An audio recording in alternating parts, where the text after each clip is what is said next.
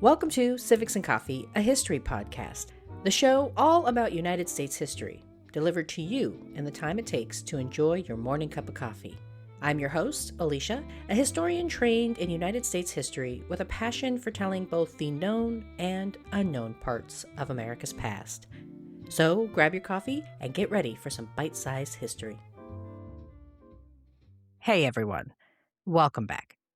Have you ever read a historical text and wondered how the historian came up with their topic or how they came to their conclusions? This week's conversation with Dr. Robert May dives into all of that and more. Settle in and enjoy the conversation.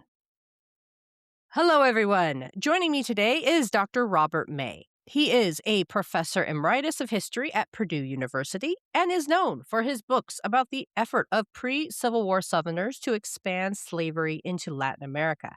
He has written several books, one of which was a finalist for the prestigious Gilder Lehrman Lincoln Book Prize. His latest book, Debunking the Yule Log Myth, takes a detective approach to uncovering the truth behind a historic legend, which will be the focus of our conversation today. Welcome, Dr. May. Thank you for having me. It's good to be here. Thank you so much for coming on. Let's dive right into this fantastic book. What is the Yule Log myth, and what prompted your decision to investigate it? Okay, the Yule Log myth is a story, and the story says that at Christmas times, the slaves before the Civil War, the enslaved people in the South, had a marvelous holiday. And the marvelous holiday included all sorts of stuff. It included an unusual amount of freedom to go wherever they wanted. They could go into a city, they could visit relatives on faraway plantations, all sorts of freedom to travel. They also got all sorts of gifts from their enslavers. They got parties thrown for them, dances with decorations, live music, of course, and big barbecues, and many Christmas gifts of all kinds. And sure, most of them were things that they would have needed just to survive, winter clothing, blankets, things of that sort. But some of them were frivolous. Some masters and mistresses even went into town to buy toys for the slave kids and things like that. So they had this wonderful slave Christmas. And the best part of it all was the time they got off from work. Because after all, we should never forget that enslavement in virtually all countries is based on heavy labor, heavy manual labor, and they got a long time off. What I was interested in, and the reason I got interested in this was because I wrote a prior book that looked at Christmas as a whole in the South. It's called Yuletide in Dixie. And when I got done with that book, I kept encountering this tale about how the length of their Christmas holiday was determined. And according to this tale, the slaves were given permission to pick a Yule log to burn, usually in the master's fireplace, in the kitchen or the hallway or bedroom or wherever. And their Christmas was determined by how long this one log burned. And it was known as the Yule log, which is a descendant of English culture in particular, but European country. And it would burn, and they would see to it, the slaves would see to it that it would burn as long as possible. And they did this essentially by tricking the master. The master, since slaves did all the work, the masters would assign the slaves of cutting the Yule log, the job of cutting the Yule log. And so the slaves would go out into the woods, and they'd find the greenest wood that they could, and they would cut down the hardest wood they could. They would always look for something like a gum tree, which is hardwood and takes a long time to burn. And so they've got green wood because it's just been cut, and it's a hardwood to boot. And they would measure the log size they needed beforehand by going to the master's bedroom because they wanted to make sure it was maximum size with just a little bit of wedge room so they could get it into the fireplace. And so it's a huge log. And then they would soak it in the nearest body of water. It might be a swamp, a pond, a river, a stream, whatever. And they would soak it for a lengthy amount of time. And the tales vary. Sometimes they say they soaked it for a few weeks or a few days, sometimes for the entire year. Literally, they would cut it basically the day after the Christmas season ended, and they would soak it for the whole year. And then it would burn. And according to most legends, it burned for about a week. So it got them past New Year's. But in some cases, people claimed it went for a couple weeks or a month. And they had wonderful vacations. The masters, of course, had to sacrifice their labor during this period, taking a little bit of a financial hit. And that's the tale. And I ran into it. And I treated it briefly in Tide and Dixie.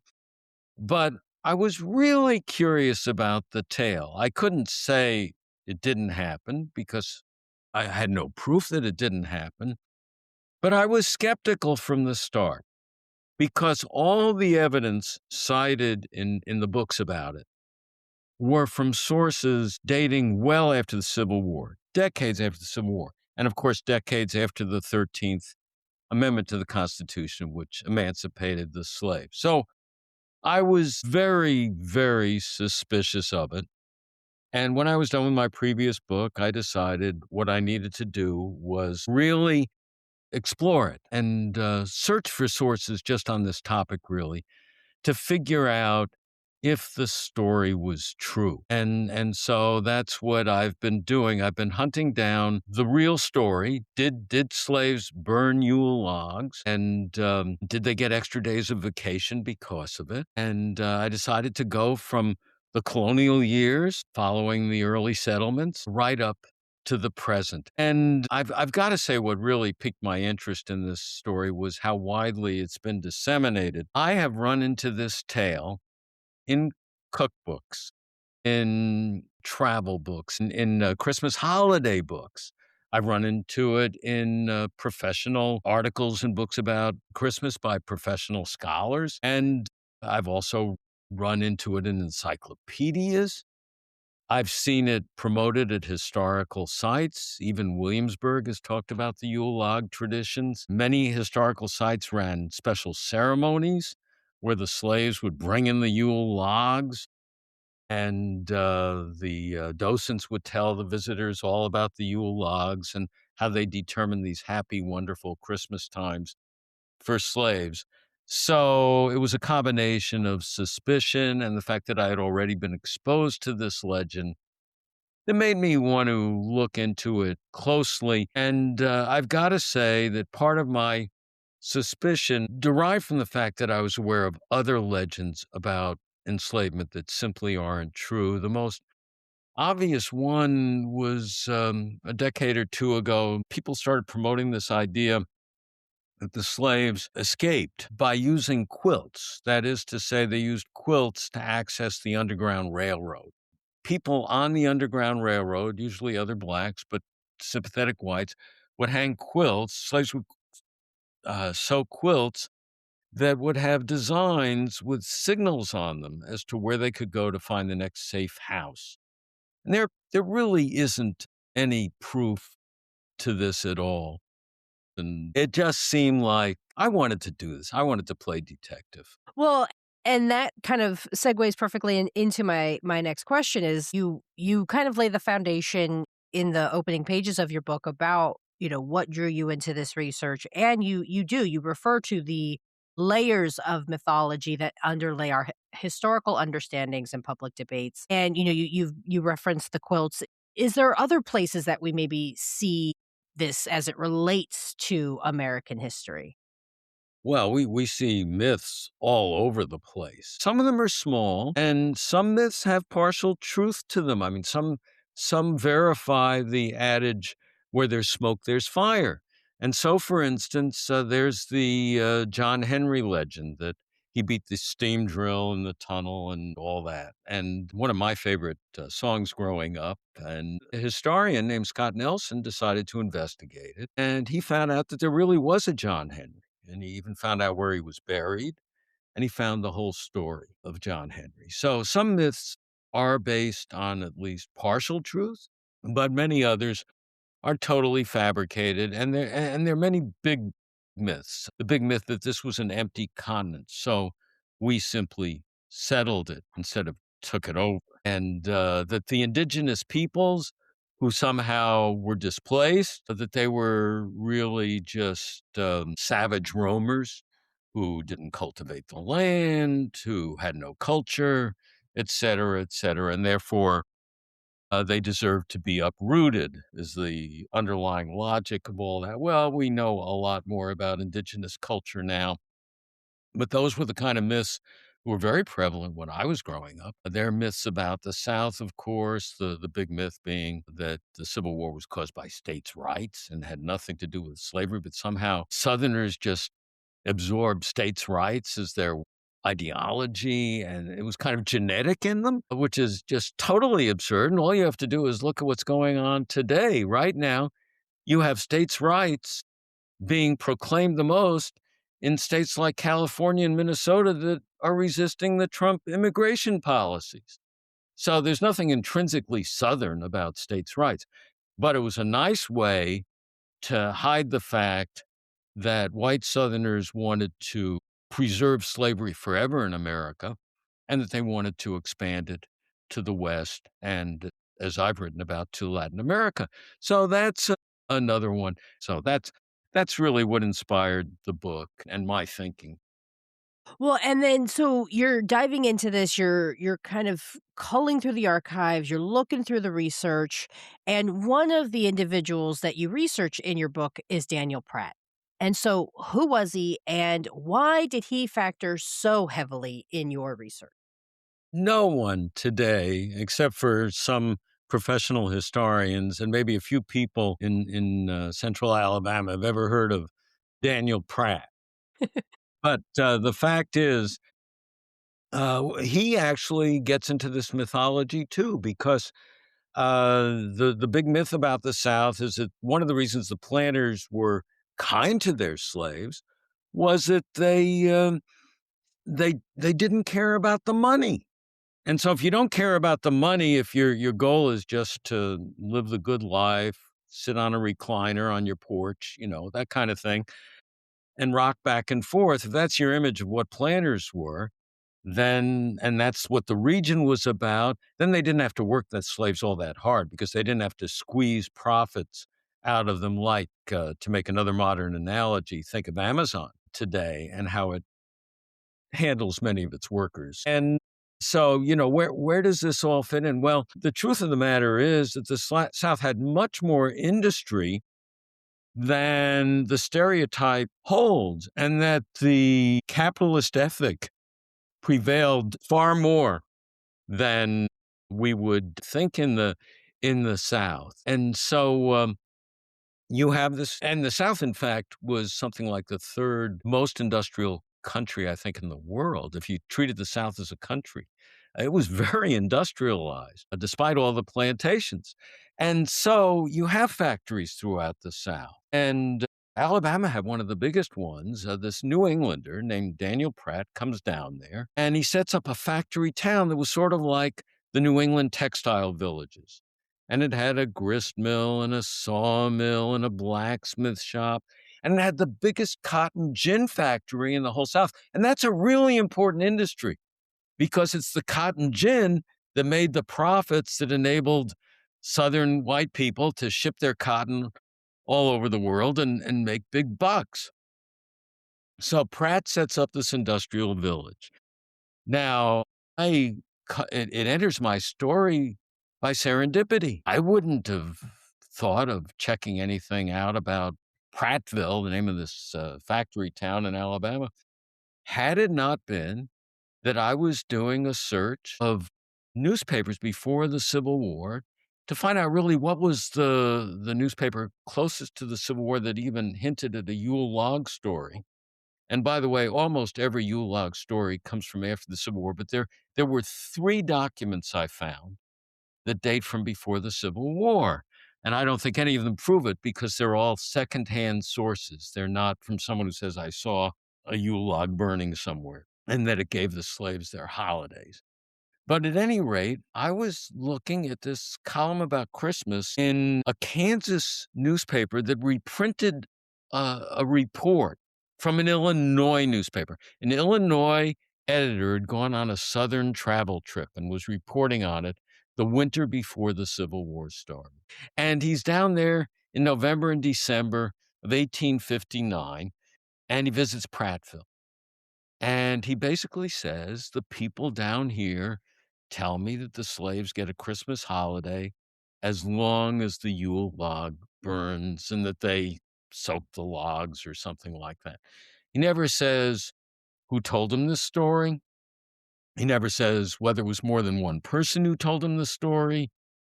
He never says anything about it, but in a few sentences lays out the legend.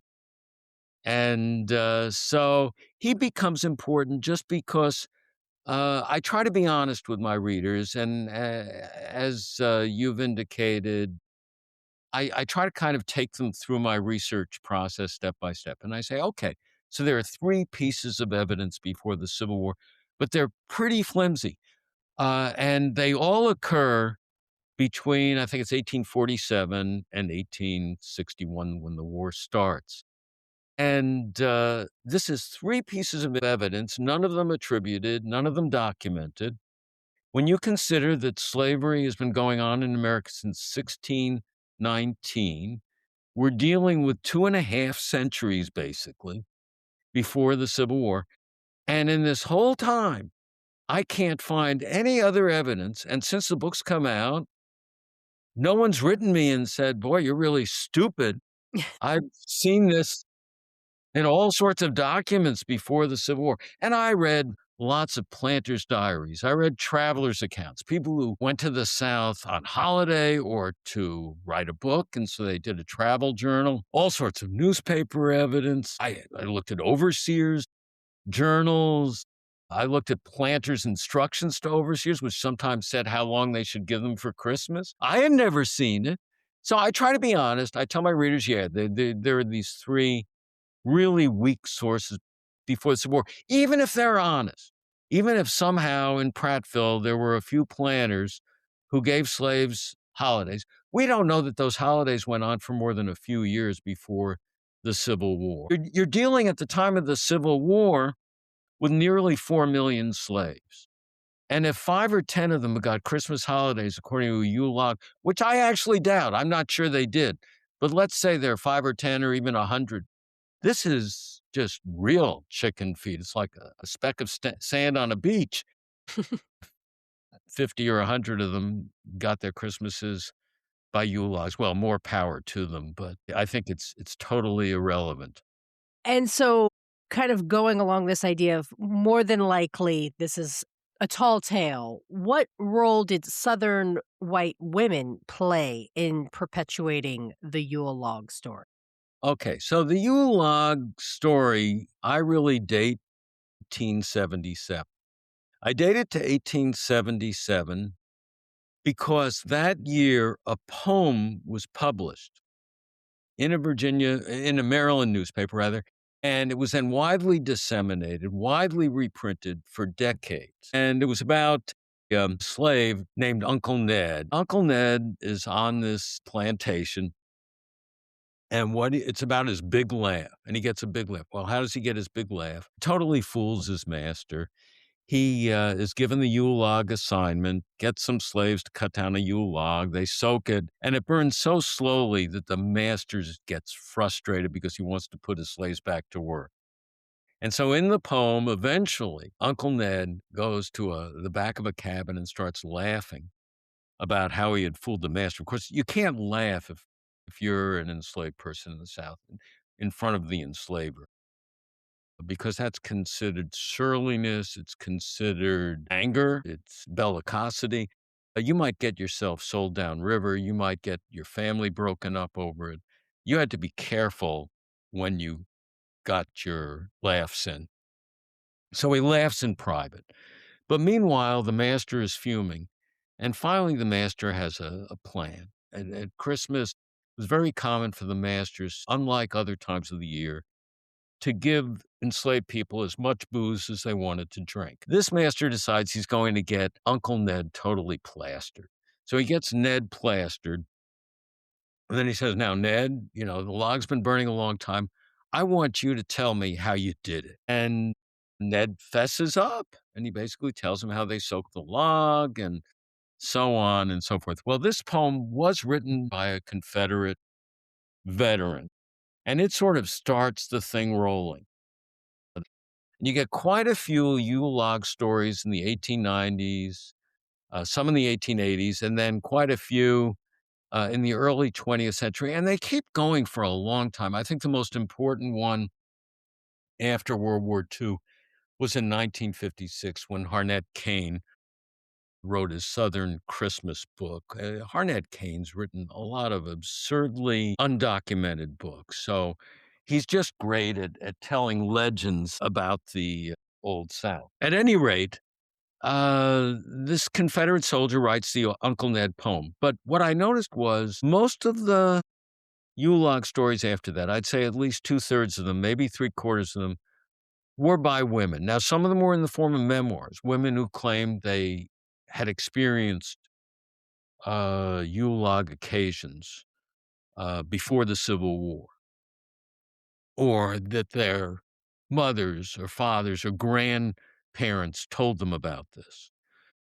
But two-thirds to three-quarters of them were by women. A lot of them were memoirs, but a lot of them were short stories or novellas. They went and so the thing was, why would women write these stories? And if you get into the literature on the lost cause and women after the Civil War, you have to remember that anything that makes slavery look good is an indirect way of glorifying the Confederacy because ex-Confederates did not want to admit that they were evil, unethical, sordid people. They wanted to claim that they fought the war for political principles like states' rights and local defense, and they kind of usually brushed over enslavement as the cause of the Civil War.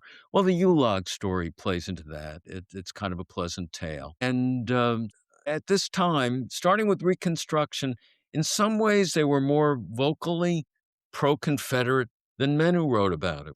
You have to remember that after the Civil War, if men spoke out and there were Union troops around, they might get in trouble for creating or writing pro-Confederate literature or propaganda or speeches or what have you. Women were more likely to get a pass from Union occupiers when they said things that were pro-Confederate or wrote things that were pro-Confederate. You also have to remember that women before the Civil War often maintained family documents like the family Bible and made inscriptions in them.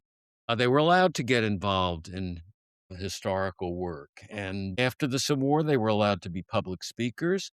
They were allowed to be authors at a time when they were losing much of their access to the workplace. They could be school teachers. I mean, there were certain things they could do, but during the Civil War, they played an important part in the war and had worked in Confederate factories and so on and so forth, all the nursing and so on. And some of those opportunities dry up during Reconstruction and afterwards. Some of them wrote for income and they also got satisfaction. This was one way of establishing their self-worth was speaking out for their people, their native region as they looked upon it, and so on.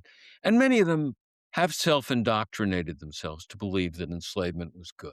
I mean, I think when you get into a bad cause, and on top of that, the bad cause is traitorous, and really Southerners were very fortunate that none of them were executed for treason after the Civil War. Not a single Southerner was executed for the crime of treason. You can get where this is going. But at any rate, the Southern women take up this story.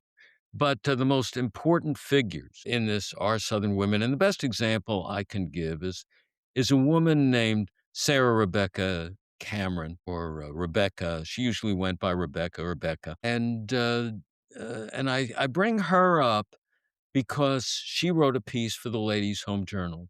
Part of the problem of evaluating myths and how they get disseminated is you have to look at the means of dissemination and the sources of dissemination. And it's very important that Sarah Rebecca Cameron, publishes her reminiscence of the Yule Log story in Ladies' Home Journal.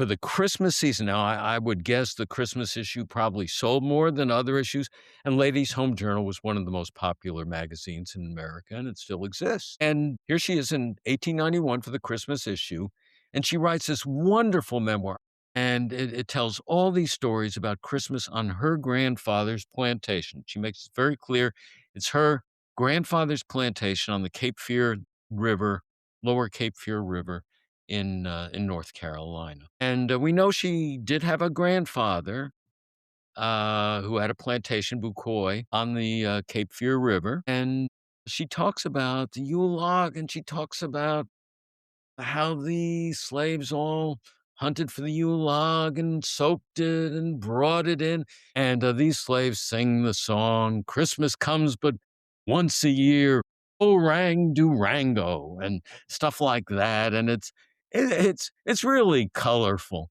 And she tells about all the Christmas customs, but she's very important in disseminating this tale. And it gets republished and it gets cited. So other people, when they tell the same tale, other women, I found one case of an Arkansas woman who disseminated it and basically said, all my evidence, she was basically plagiarizing. She said, all my evidence comes from Sarah Cameron's story.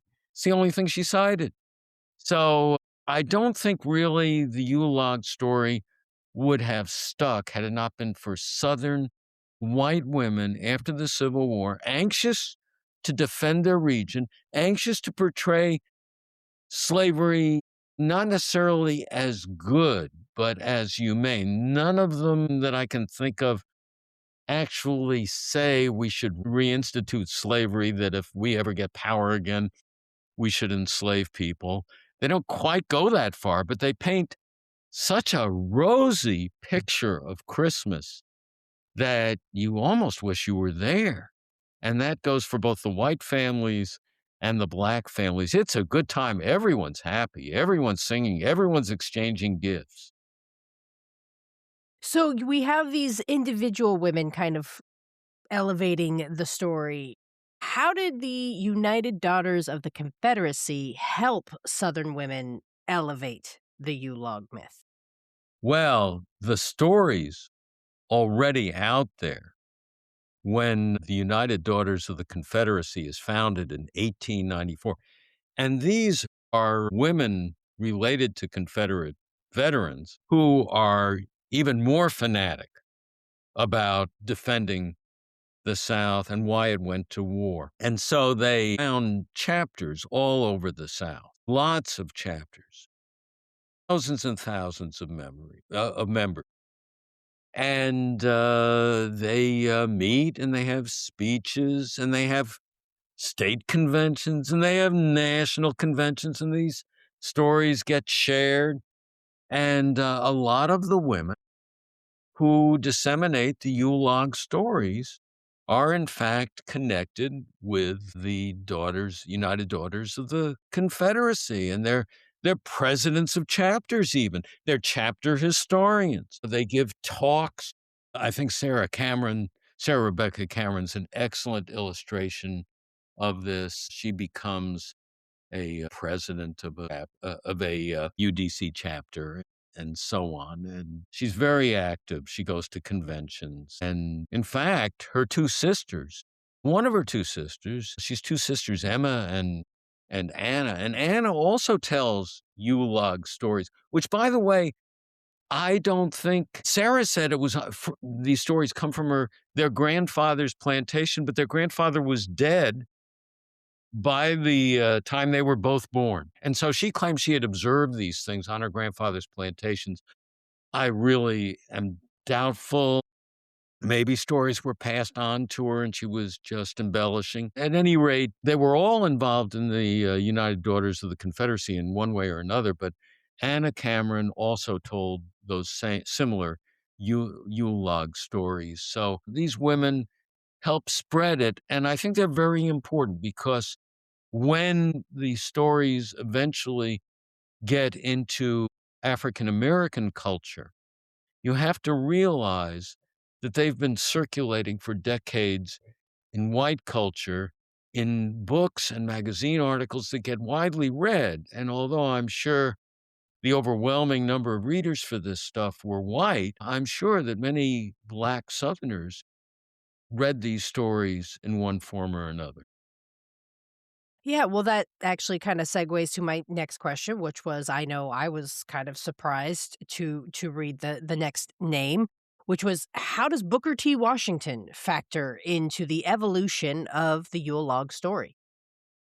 Well, one of the things that I found most important was that I couldn't find a single Black source that verified this tale or even mentioned it. It would have been helpful if I wanted to vindicate the myth to find a Black source, if not from before the Civil War, from soon after the Civil War, when memories of enslavement were fresh. And I read Frederick Douglass and I read all sorts of other accounts by Blacks before the Civil War. And I did this for my first book. I never saw any reference in a Black source to Yule logs. And once I decided to really study this problem, I decided to cast my net more broadly. So I did digital searches of Black newspapers, for instance, before the Civil War. The stereotype is that all Blacks in America before the Civil War were illiterate slaves, and we all know the story. It was against the law to teach slaves how to read and write. Well, there's again smoke in that case, but there's not fire. The truth is that some slaves learned how to read and write, and some of them became amazingly articulate, like Frederick Douglass, who was so articulate that many attendees to his speeches felt he was too articulate, that people wouldn't believe in print that he had actually said these things. Uh, there were all these African American slaves who expressed themselves verbally and in print before the Civil War. But there were also hundreds of thousands of Black people who lived in the North as free men and women. And they told stories and they edited newspapers and so on. And so we have quite a few Black newspapers from before the Civil War. And some of them talked about slavery, but I couldn't find any mention of Yule logs. That is to say, of the legend that they were soaked and that they determined enslaved Christmas experiences. When I did see Yule logs mentioned at all, which was very rarely, I really don't think Yule logs were on anyone's mind before the Civil War for the most part. So there are no Black sources that I can find. After the Civil War, even more enslaved people published or formerly enslaved people published reminiscences about their times in the Old South and their treatment and that kind of thing. You have more and more memoirs, but still, like the ones before the Civil War, none of them mention. Black newspapers are founded in much greater numbers. I think the year was 1898. Maybe there were like 88, maybe it was 88, but there were 88 Black newspapers founded in 1 year. That's a lot of Black newspapers, a lot of newsprint. And yet, if you do a digital search at least, you're not gonna come up with Yule log stories about enslaved people. And so, here, no one said anything about Black people and enslavement. No Blacks are writing on it until all of a sudden in 1901. In the 20th century, Booker T. Washington writes this autobiography, Up from Slavery. In his time, he was beyond any doubt the most important Black American between the death of Frederick Douglass and the rise of W.E.B. Du Bois's influence and the founding of the NAACP. And Booker T. Washington was the principal of the Tuskegee Institute in Alabama, and he parlayed this into great national prestige as president of the Negro Business League and so on and so forth. He was considered the spokesman for the entire African American people in America. Teddy Roosevelt consulted with him on patronage, who he should what Blacks he should appoint to office. I mean, it was amazing the power this man had. And at any rate, in his autobiography, he says that the slaves got the Yule log holidays. And you have to realize that his autobiography was one of the most important books written by any American in the 20th century, white or black. When the Modern Library ranked the most important books of the 20th century, it put Booker T. Washington's Up From Slavery at number 3. So and that came out in, like, I think it was, 1999, so Mm. right before the turn of the century. So at any rate, he's very important, and this is republished over and over again. There are an incredible number of editions of Up From Slavery. It was kind of required reading for many people. It's a charming book. It's kind of a rags to rich it's a classic rags to riches story. Then to top it off, about 6 years later, he publishes a magazine article in Suburban Life, which goes even further and brings in the soaking story and, gives a lot more detail on the Yule Log. And the Suburban Life story has been reprinted over and over again so that it keeps resurfacing, so that the Booker T. National Monument, for instance, has done Yule Log programming for years. I don't know if they still do. I've tried to inform them about my book, and I don't know whether it's changed their programming in any way. So I think it's extremely significant in the sense that he is the first African American, as far as I know, to tell this story. All those years. Now we're dealing with what? Over 300, almost 300 years of Black history in North America, and no one's told the story from a Black perspective. Finally, Booker T. Washington does. Now, the story is repeated afterwards. It's repeated by tour guides at Black historic sites in the South. It's repeated during the New Deal by a few 2 or 3 interviewees of the Federal Writers Project, and those of your listeners who follow the revolution, you might say, in Black historiography since, let's say, the 1950s, when supposedly there were no Black sources for Black perspectives. Well, all these interviews, the New Deal interviewers, who were mostly writers, went out in the Federal Writers Project. One of the ways the New Deal kept people at work during the Great Depression was sent them out on these interviews. So they interviewed nearly, I think it was like 2,200 enslaved, formerly once enslaved people who were still alive in the 1930s, and asked them what it was like. And they had all these questions they asked them. They often had to do with Christmas. And two of the interviewees gave detailed explanations of how the slaves at Christmas time went out and soaked the Yule log and tricked their masters and so on and so forth. Um, my point is that no one told this story earlier, and I suspect, I can't prove, that these people did not know the story directly, even though they give the impression they did, that it happened on the plantations where they were enslaved. My suspicion is that they may very likely have either read Booker T. Washington's autobiography or heard about it from someone. You know, when we tell stories, when we tell tales, especially colorful tales, we tend to embellish. I can't prove that Black people who told the story to Federal Writers Project interviewers were lying. I wouldn't accuse them of lying. They may have been telling the truth. Even if they were telling the truth, I can't believe that it's very significant, because even if 2 people remembered that happening on their plantations before the Civil War, the fact is we have, I don't know if it's thousands, but certainly hundreds of planters' diaries and overseers' journals and that kind of thing that actually say in them how many days they give the slaves for Christmas. And they never say, "Oh, but it varies. It all depends on how long the Yule log burns." No, they say, "I give," and they always use the word give. It's nothing that's taken from them by a Yule log. "I give my slaves 3 days for Christmas," or 4 days. 3 or 4 days was the standard amount, and it didn't vary by year, not very much in most cases. It was the same every year, and the master decided on it as a matter of policy. Had to give some time off, or the enslaved people would probably rebel. Everyone has to let off their frustrations, and it was wise policy. You got more labor out of your enslaved people if you gave them some time off. But you didn't let them determine how much time they got off and let them trick you year after year.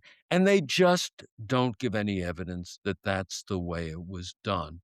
And so I think even if there were a few instances, as I've said before, that Yule logs somehow performed their Christmas magic, it's so minuscule you can't even comprehend how few slaves probably had Yule log experiences at Christmas. So I try to get at that.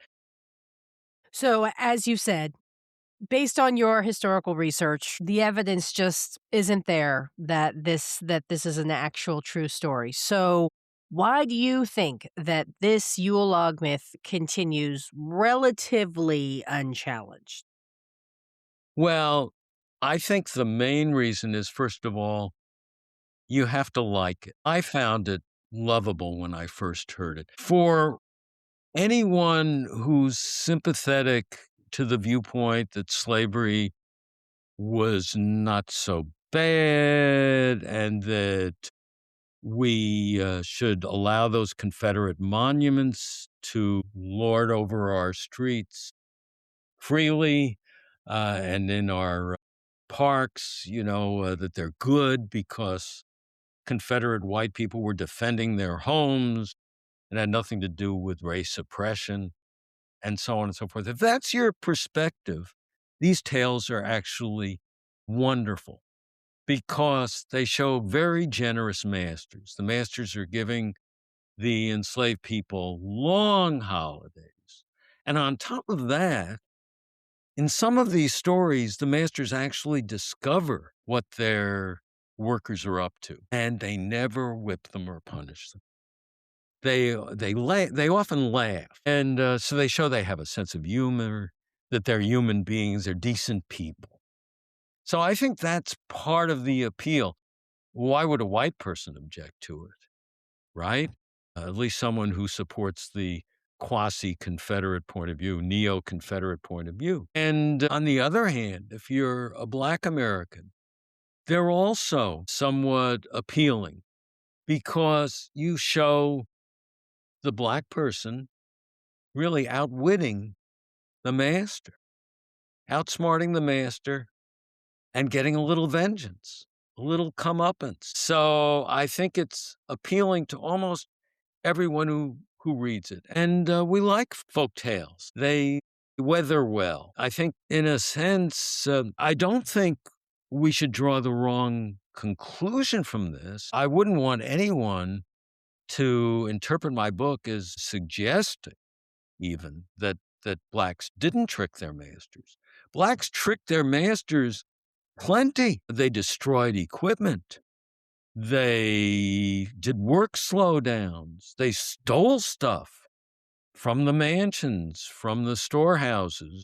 They did all sorts of things that were ways of fighting back. And of course, they sometimes rebelled. And there was enough fear of rebellion in the South that on Christmas holidays, many masters, in fact, didn't give slaves Christmas time off at all. They didn't even give them the 3 or 4 days that they usually did because they were afraid maybe that year there's gonna be a slave rebellion. We'd better keep them under lock and key, basically, keep our eyes on them so they don't go off and slash our throats.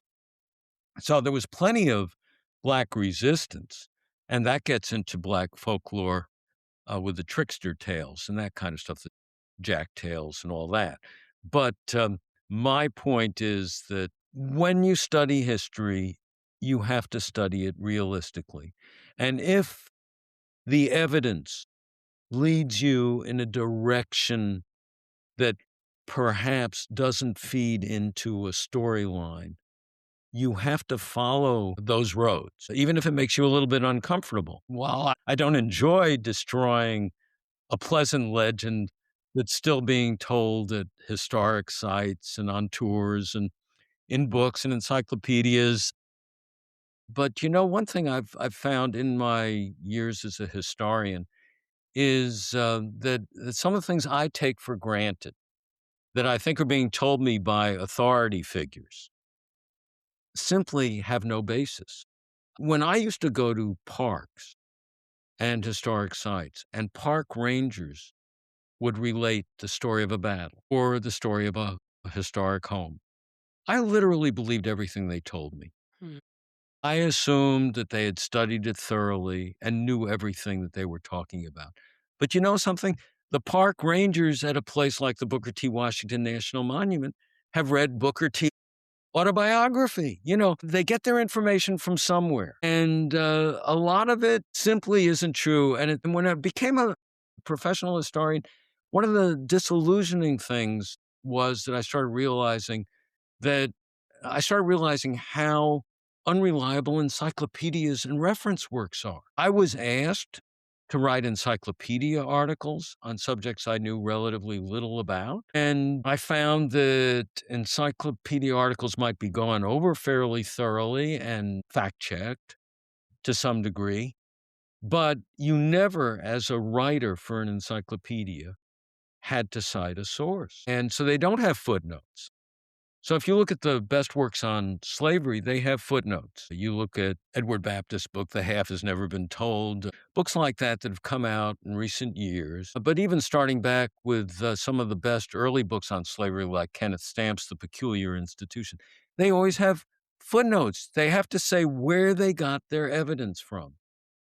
But almost all the stuff on Yule logs doesn't cite, none of it cites anything that's a source from actual slave times. And that's that's very discouraging to me that we take these things as the veritable truths when they're really problematic.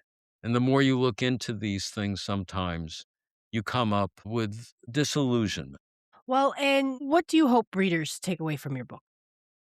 Well, I would hope they would most especially take a critical approach to their reading, to their historic site visitations and things like that. They should ask docents questions.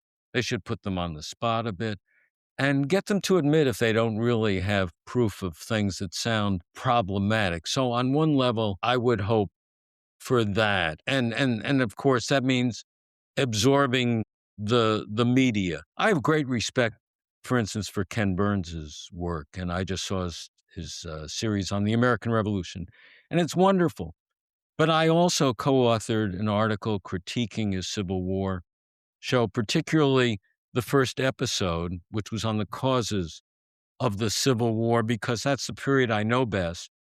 And I felt it fell short and was misleading in many ways. To give you one obvious example, the coming of the Civil War has a lot to say about Frederick Douglass, but it doesn't say anything about Stephen Douglas, the man responsible really in many ways for not only the Kansas-Nebraska Act, but the Compromise of 1850.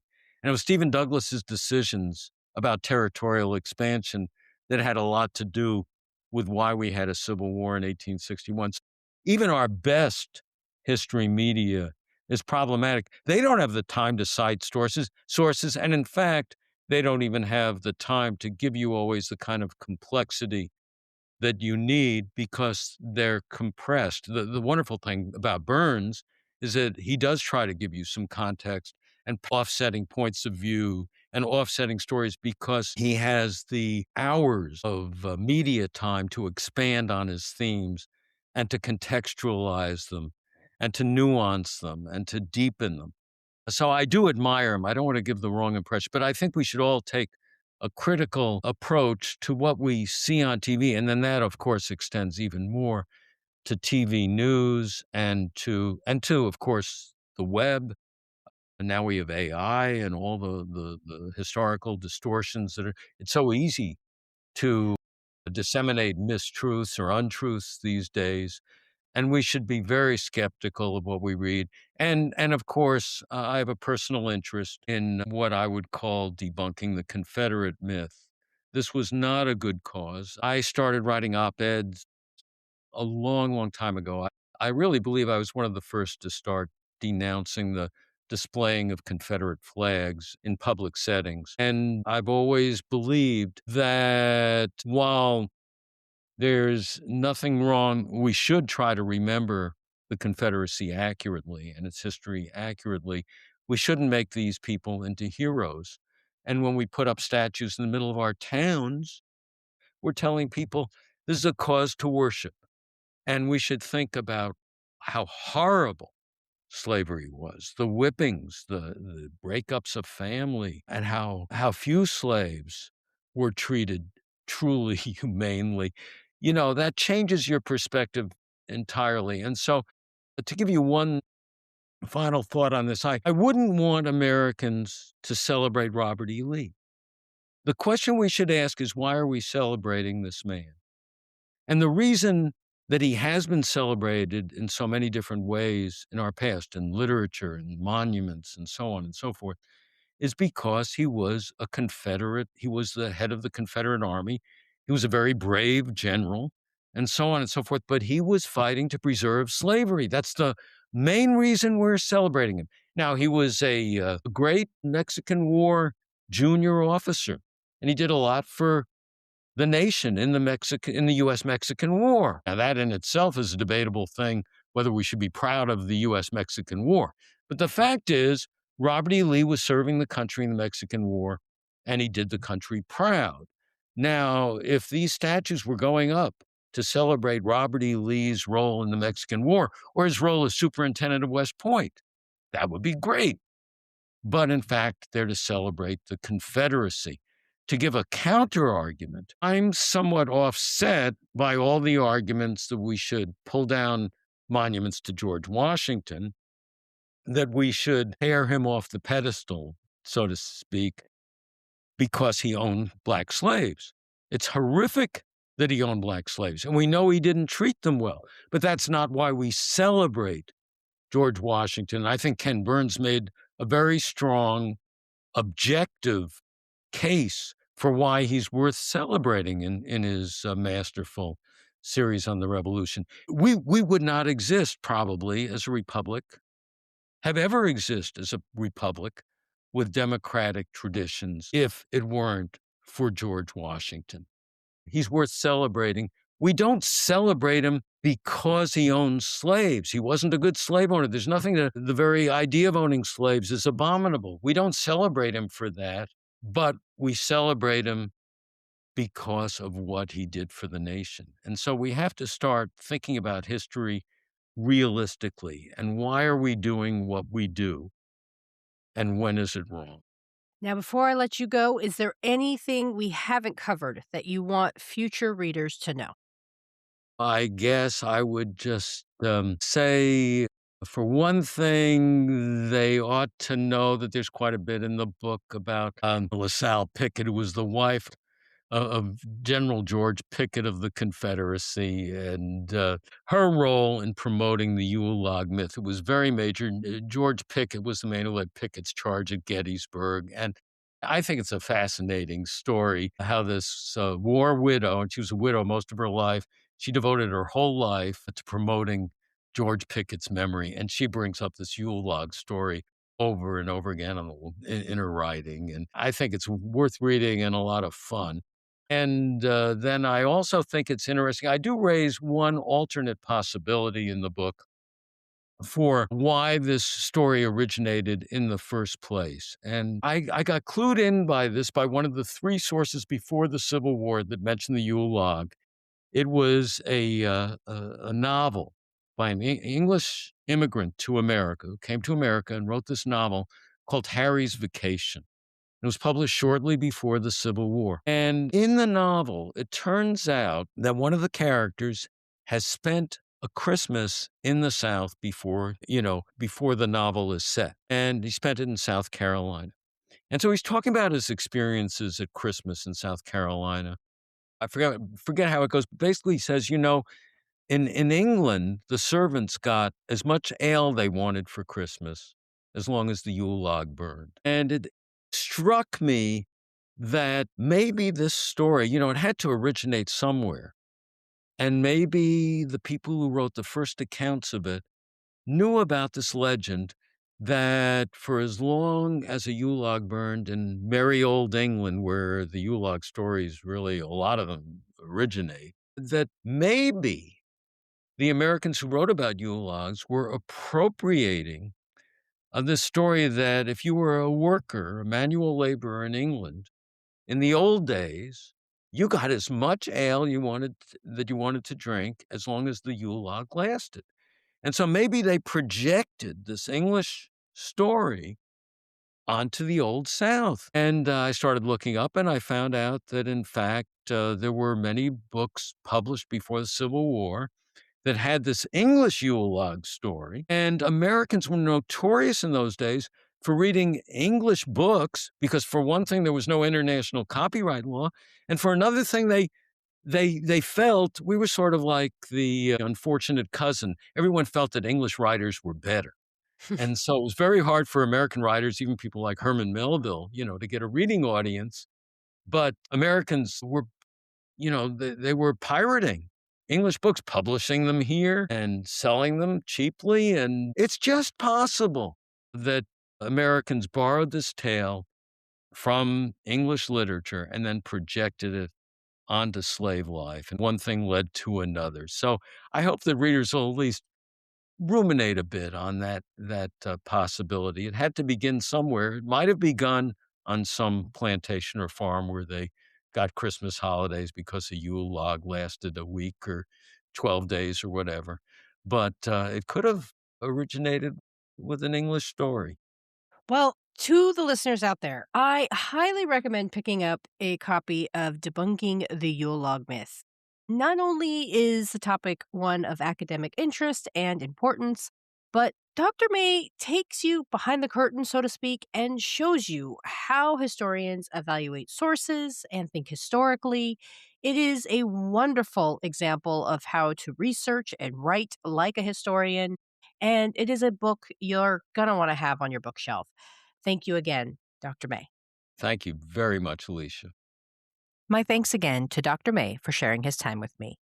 If you are a student of history or curious about the historical approach, consider picking up a copy of Debunking the Yule Log Myth.